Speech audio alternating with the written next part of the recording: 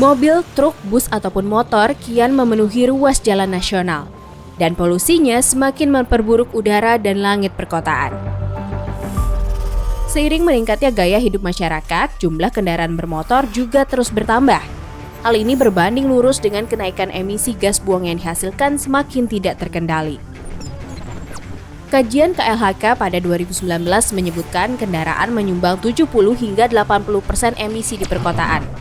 Padahal dalam kesepakatan Paris, Indonesia mempunyai komitmen untuk menurunkan emisi gas rumah kaca sebesar 29% pada 2030. Maka sektor energi termasuk sektor transportasi di dalamnya didorong untuk mencapai target pengurangan emisi. Transisi penggunaan kendaraan dengan bahan bakar ramah lingkungan diharapkan bisa jadi solusi permasalahan ini, seperti kendaraan tenaga listrik.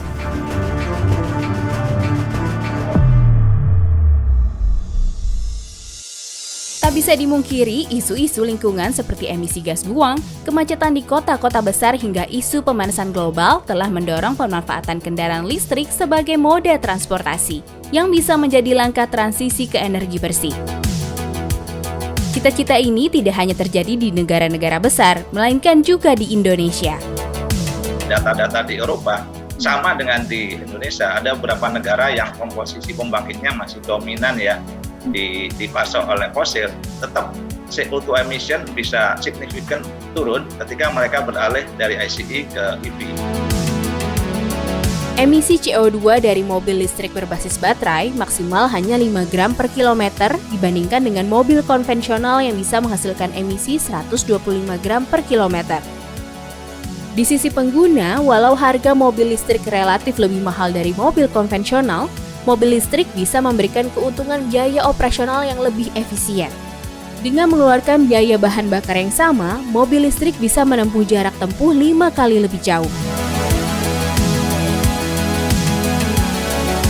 Namun, keuntungan-keuntungan dari kendaraan listrik ini dapat tercapai asalkan dalam pengembangannya dilakukan dengan memperhatikan prinsip lingkungan berkelanjutan. Di antaranya menggunakan sumber listrik dari energi terbarukan. Kemudian dekarbonisasi pada pembangkit listrik yang masih didominasi dari sumber batubara kotor dan tak ramah lingkungan. Dan mengolah limbah baterai pasca penggunaan mobil listrik. Maka untuk mendukung program kendaraan listrik dalam negeri, Presiden Joko Widodo mengeluarkan Perpres nomor 55 tahun 2019 sebagai payung hukum regulasi ekosistem kendaraan listrik. Kebijakan strategis ini tengah disusun termasuk skema insentif bagi pemerintah daerah dan masyarakat agar memacu tumbuhnya ekosistem kendaraan listrik. Nanti 2030 fokusnya adalah pengembangan dengan teknologi kendaraan yang lebih kita akan tinggalkan nanti ICE ini. Karena tadi ya kita terikat selain tadi ya untuk sustainability dari industrinya itu sendiri juga ada target pemerintah bahwa 29% tadi pengurangan gas rumah kaca dengan usaha sendiri tahun 2030. Dalam peta jalan yang disusun, pemerintah memproyeksikan target ambisius dengan penggunaan kendaraan listrik untuk mengisi kebutuhan transportasi di Indonesia dalam jangka pendek dan jangka panjang.